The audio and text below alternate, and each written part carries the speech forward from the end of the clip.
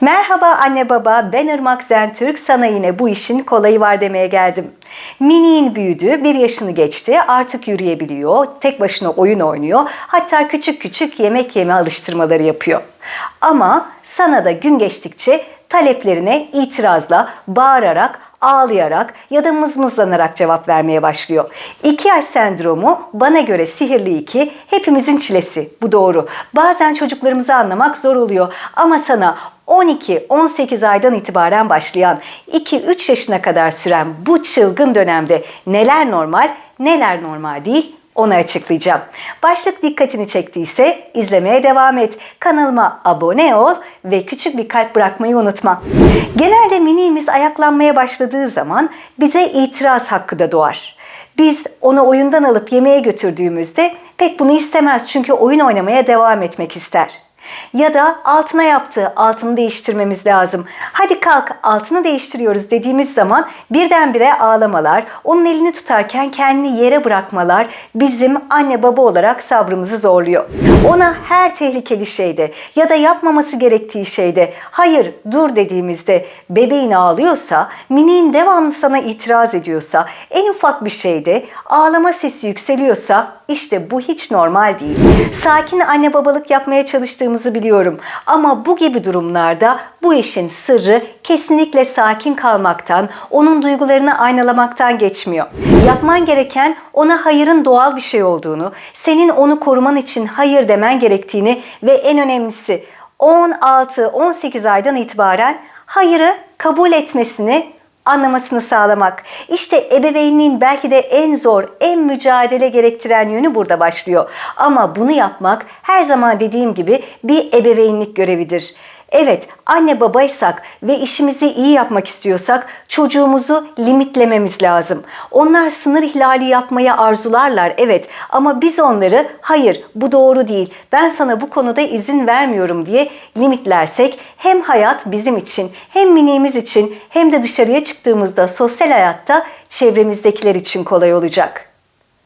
Ve çocuğumuzu bu önemli aylarda, bu 2 yaş sihirli, yani başkalarının dediği gibi sendrom zamanında onu hayata hazırlamak, tiran çocuk olmaktan alıkoymak demek. Bu da onunla işbirliğine açık olduğumuzu gösterir. Ama elbette bütün çocuklar sakin, annesinin babasının sözünü çıkmadan doğmuyorlar. Onlar ilk etapta hayıra büyük tepki vererek özgürlüklerini ilan etmeye çalışıyorlar.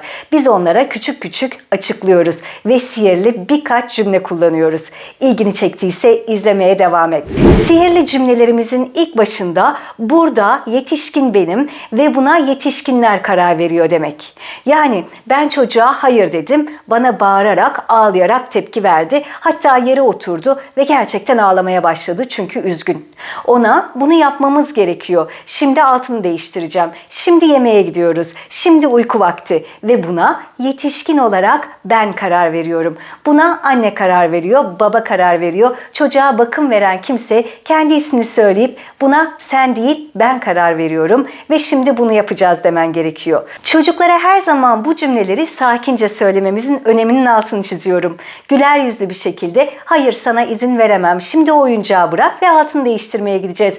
Buna anne karar veriyor. Burada kararları ben veriyorum dediğimizde birkaç gün içinde değişime inanamayacaksınız.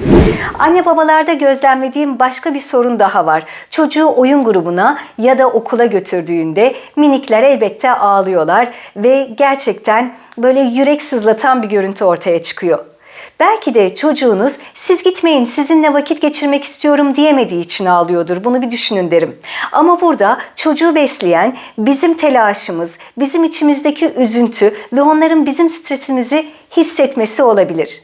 Çünkü gayet sakin bir şekilde onu orada acıtmayacaklarını, orada yok saymayacaklarını bildiğimiz sürece elbette ona burada kalıyorsun, anne seni bırakmayacak, akşam gelecek, baba akşam seni buradan alacak merak etme, şimdi eğleneceksin ve burada beni bırakıp son bir sarılmayla güle güle dememiz gerekiyor diye net bir cümle kurarsak bakın görün ne kadar sakin bir şekilde oyun grubuna ya da yuvaya girmeye başlayacak miniğimiz. Aynı şey uyku eğitiminde de karşımıza çıkıyor. Uyumak istemeyen çocuklar ağlamaya başlıyor. Onlara pijamalarını giydiremiyoruz. Yatağa koyduğumuzda odadan çıkamıyoruz. Odadan her çıktığımızda iş bir kavgaya, bir vicdan azabına dönüyor. Burada belki de çocuk doğası gereği yapması gerekeni yapıyor. Çünkü anne senin burada kalmanı istiyorum. Lütfen bana birazcık daha sarıl. Sana tam doyamadım. Bugün yorgundum diyemediği için ağlıyor ve ağlayınca anne babasının onu bırakamayacağının farkında. Peki burada anne baba olarak ne yapmamız gerekiyor? Hemen söylüyorum. Burada yine limitlerimizi belleyip net bir şekilde sinirlenmeden, bağırmadan bir adım geri çekilip şimdi uyku zamanı. Burada uyuman lazım. Benim odadan çıkmam gerekiyor. Son kez sarılıyorum ve çıkıyoruz diyebilmemiz çok önemli. Ama unutma anne baba, bunu dedikten sonra odada kalmaya devam edersen o çocuğun alacağı tek mesaj ben birazcık daha sesli ağlarsam, daha fazla olayı acite edersem annem babam geri gelecek olur.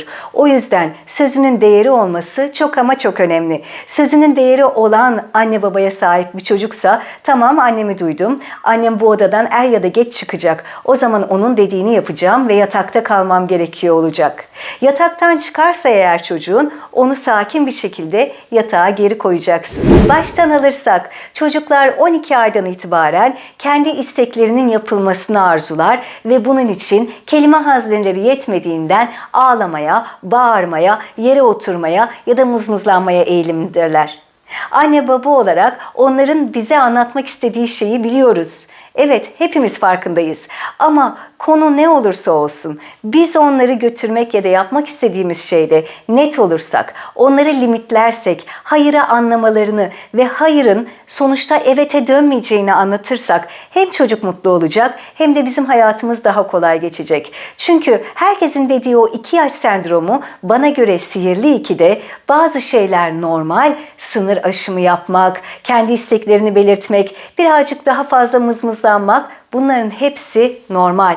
Ama bir çocuğu altını değiştirmek için ağlayarak elinden tutup götürmeye çalışıyorsak, her gün gittiği oyun grubu ya da kreşinde, yuvasında her gün seni bırakmamak için ağlıyorsa, yatağa geçirirken uyku zamanı ağlıyorsa, hadi yemek yederken yemeğini her gün dışarıya çıkarıp tekrar ağlıyorsa ve büyük tepkiler veriyorsa, her hayırında, her olmasında olay bir güç mücadelesine dönüyorsa bu normal değil. Bunun 2 yaşla hiçbir ilgisi yok. Bu durum tamamen anne babanın krizi yönetememesinden ve çocuğuna sınır koyamamasından kaynaklanıyor. Dahası çocuklar bizim manipülasyon eğiliminde oluyorlar ve bizi kullanabildiklerini bildiği için bu oyunu devam ettiriyorlar. En sonunda yıpranmış anne babalara dönüşüyoruz ve maalesef çocuklara istemesek de sinirli yüzümüzü gösteriyoruz. Ya da onlarla ilgilenmiyoruz ya da ağlamaya bırakıyoruz. Belki de daha kötü, onları ağlatmamak için kendimizi anne baba olarak mutsuz hissetmeye başlıyoruz. Sıkışmışlık başlıyor. O zaman neydi? Evet, çocuğumuzu limitliyoruz ve şu cümleyi her gün mutlulukla, güler yüzle ve daima tekrarlıyoruz.